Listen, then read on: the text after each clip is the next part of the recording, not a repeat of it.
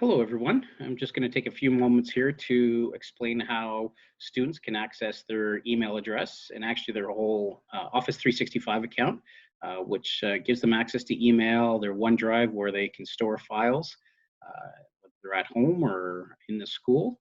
I'm also going to show where you can access PowerPoint and Word and the different applications that they would typically use to work with the teacher. So what you need to do is you need to open a browser and you need to navigate yourself to the Office 365 login site. I'm just using Google Chrome here today. You can use pretty much any up-to-date web browser, and you can start from any different page. Here we've started with the Anglophone East School District website page. So you go to the Office site by just typing in the website address, office.com, hitting enter, and you'll be taken to this generic login site where you will simply just click on the sign in button and you'll be prompted for your email address.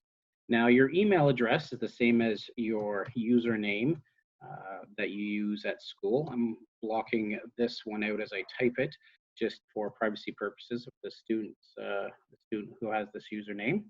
The important part, hopefully you know your username. If you don't, contact the school. We'll certainly help you out to give you your username. It is a combination of your last name, your first name, and then last name, and then some numbers from your student ID. It is unique to every student. So again, if you don't know it, just contact the school. The username is followed by @NBSS, and the NBSS is important. We've encountered some people entering student at this point, the word student. You actually have to use NBSS in this part of the address, .mbed.mb.ca. Just put my cursor. So this is how your your email address should be entered to be able to successfully log into Office 365, again, with your username on the front end. When that information's in place, you simply click next, and it'll tell you that it's taking you to your organization sign-in page. Now we get to a specific New Brunswick website if, again, you've entered that correctly. You'll see the email address is over here. Again, I've blocked out the username, and you simply type in whatever the password is for your account. If you don't know your password, you can certainly, again, contact the school. It can be reset, although it does require a little bit of an extra step if people are not physically at school. So it might take a little bit of time, but you can certainly request the school to reset your password. Once you have your password in there, you click sign in, and you can see if you enter it incorrectly that you'll just be prompted to redo it. I was going a little too quick. Let me try that again. Click sign in, and there we go.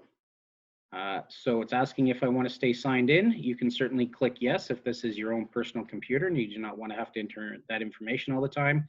I'm going to click no because this is a shared computer. So I am now in to Office 365. You see it's logged me in successfully. It gives me a list of applications here that I'm able to access, and I simply just need to click on any one of these. So I could open up Word, Excel, or PowerPoint. I could also access the files in my OneDrive where I store things. So if I click on this one, you'll see that OneDrive will open up in a new browser tab. And so this is where you could save information, whether you're at school, on your mobile device, on a computer at home, or wherever you might be. You're able to use this to share those folders and those files amongst all sorts of different devices. So that's your OneDrive. Just close that out. And it leaves this home page open of the Office 365 products. I can click on Outlook here, which is the email program. And so logging in here at this point, you can see that there's nothing in my inbox, the student's inbox at this time. So you can compose a new message. You can scroll down to your groups if you've had groups set up. This would be if there's been a team site created for you by a teacher. You can click on the more to see all of those courses that are available for you. And so you can see a number of different classes that you could actually go into, and you can actually send an email to students in the class or your teachers. Information will be there as well. So this is Outlook that you can easily access from Office 365.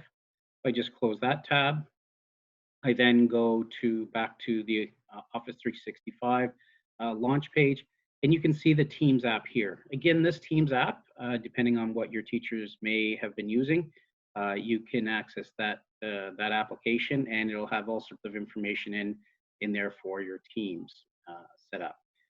And so those will be perhaps some quizzes, assignments, learning materials, whatever the case is. So teachers may have been using that in an ongoing fashion throughout the school year, or maybe adding information to that throughout at any time. So once you're into Office 365, you can simply log out if you need to by going to the upper right-hand side here. You'll see your initials are listed there. If you just click on that, you can choose to sign out of your account when you're done using it. And it'll take you to a page where you're signing out. And it'll let you know that you've signed out successfully.